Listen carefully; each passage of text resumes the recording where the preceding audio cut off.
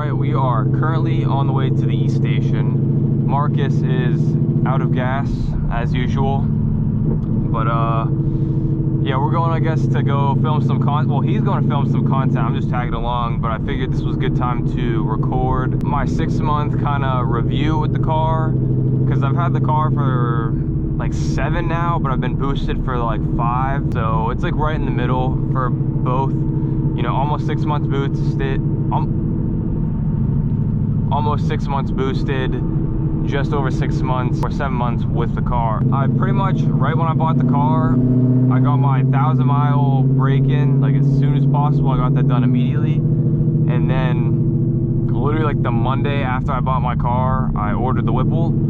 So I boosted this thing pretty quick. I think like within the first like 2,000 miles, I was boosted. It might have been like 1,600 to be honest. But now we are at just about 8,200 miles. And I figured I've had enough time with the car to give like a little review on it. But the crazy thing is, so this is my first Mustang, first of all. Never owned a Mustang before this. And second of all, I feel like I can't be too harsh because at the end of the day, this is still a base model. I know the premium has, they have like a little bit nicer, you know, like their seats are leather and they are motorized seats as well. I know in the premium, this is like connected. This is all one screen, not 2 separate ones. So I know there's like some differences, but for being a base model, I have 0 complaints. Like the seats, usually I would get leather seats, but these are really nice cloth seats if I'm being honest. I know in his S650 he has seat skins, and you can't even tell that they're cloth. I thought they were leather seats until like he took the skins off, and then I was like, oh shit, like these are cloth. But yeah, the cloth seats are actually really nice in this car. They're super high quality. It's not like, you know, like an old like 2007 Honda. Like my old Honda had like not the nicest cloth, but these are super nice.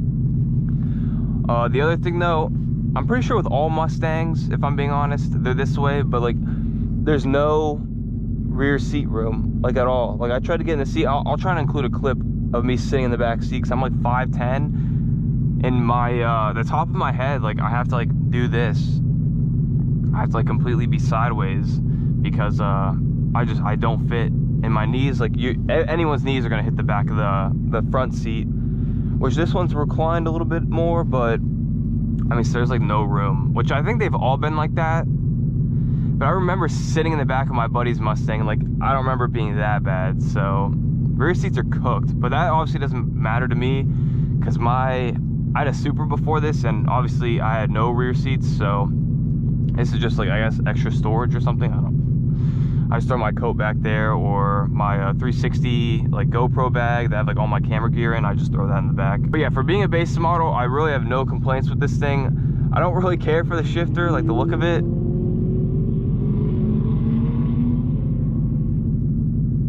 Damn, bro, I kind of want me a C7, not gonna lie. Don't really care for the shifter.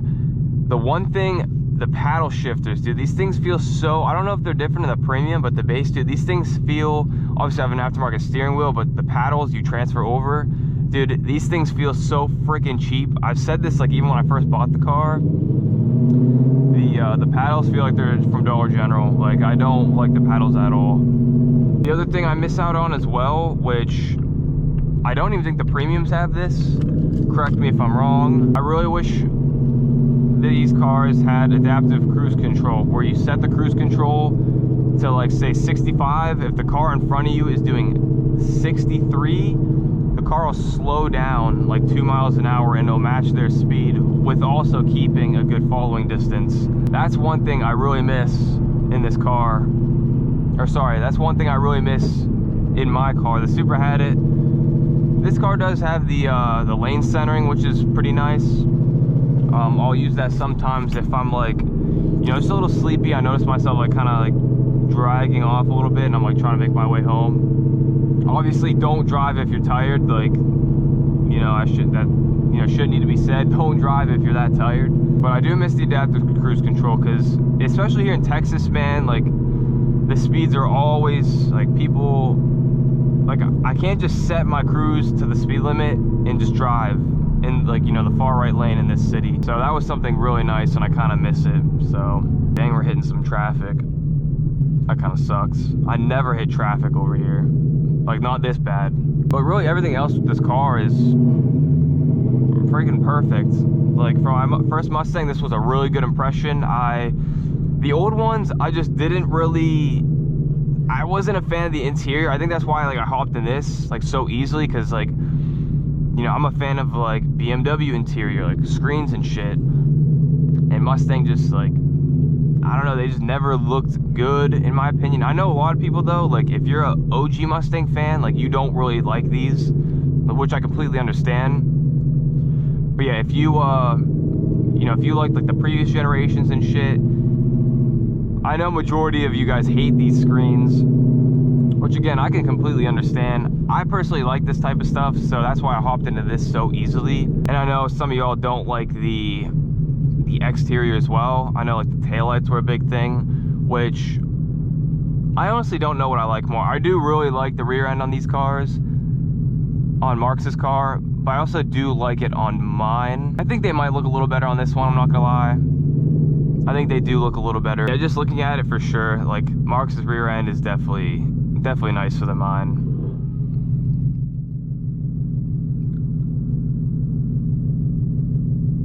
Did you just rev his shit at me?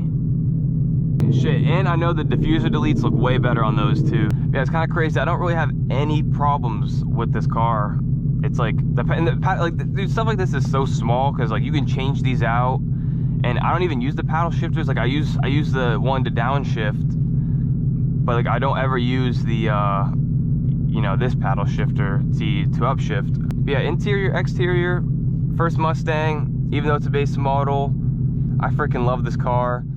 Now, being boosted with the Whipple, that is a massive game changer, the Whipple. So I knew as soon as I bought this car, I kind of bought it just to go boosted. I wasn't really gonna play around NA. The Whipple is the biggest freaking game changer, man. I mean, I know you got, like, ESS, you know, a lot of people, another, like, common thing, like, you'll see twins. I still think Whipple is the best bang for your buck. I mean, twins, I mean, shit, that's more expensive, and there's a decent more to go wrong. The Whipple, in my opinion, is just I think it's the best route to go, to be honest. And what I love about Whipple so much is it's like, it's immediate power, dude. It punches immediately. I love that with this car. Like, some people, like Marcus with the centrifugal supercharger, like, it slowly, gradually, you know, kind of builds up and goes faster and faster. Or, like, you know, you got turbos, they gotta spool up. With the Whipple, like, if you're, you know, above, like, 3K, dude, this thing hits immediately, which is something I love personally. I love that immediate power, and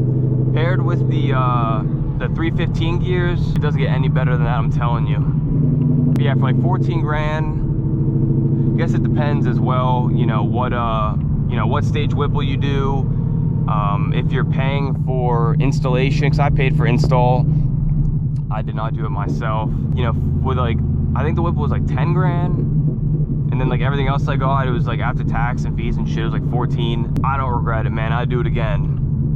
And then I spent, like, then I went back and I spent, like, another, I think, almost 4 grand. I got a smaller pulley. I did my oil pump gears.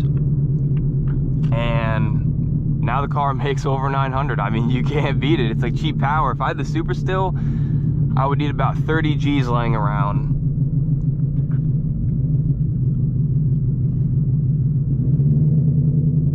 And with this car, I did it with like 18, so.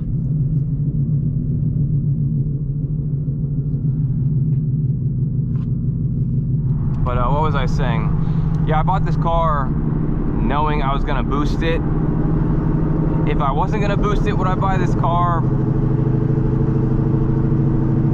Probably not, although I feel like that's, like, not fair to say, because I know a lot of people, like, they just want, like, a loud V8, they put an exhaust on it, window tinted, and they're happy. Like me, I was trying to go quick, so I was on a mission. If you want to buy one of these and boost it, man, 100% it's gonna be worth this. I would Whipple it. I would highly recommend Whipple. But yeah, I love this thing, man. The more I talk about this car, though, the more I realize, like, how much I actually love this car. Like, I freaking love this thing, dude. I bought this car brand new. It had like 5 miles on it. I bought it for $38K, which I feel like for a brand new car, like a brand new V8, like Mustang, I feel like 38 is not bad. Like, I mean, it was brand new, literally. Some people might think that's a lot for a Mustang, but I don't know. I see in the Mustang S650 group chat on Facebook, like people are paying a lot more than what I did, so.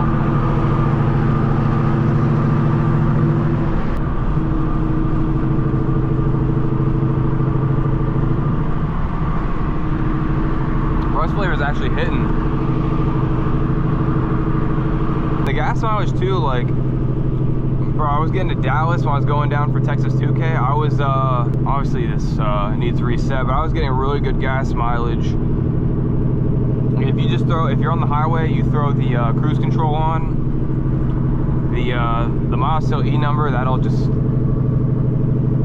stretch more and more and more. Like, I remember it said 201, but my like destination to Dallas was like 250, and like I ended up getting to Dallas with like an extra like 50 miles in my tank or something crazy. Like, but yeah, if you guys have any questions about this car, let me know in the comments. I'll try and answer them to the best of my knowledge. The goal of this video was to pretty much just give my review, because I mean, after 8,000 miles, I feel like, you know, I've driven the car long enough to where I can give my like a really good opinion.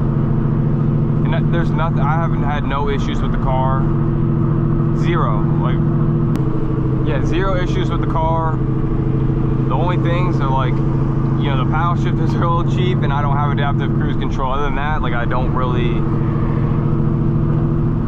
have any issues. It'd be nice to do a poll, but I know we just passed a cop. I think that's what this dude's doing. He might be trying to get some space.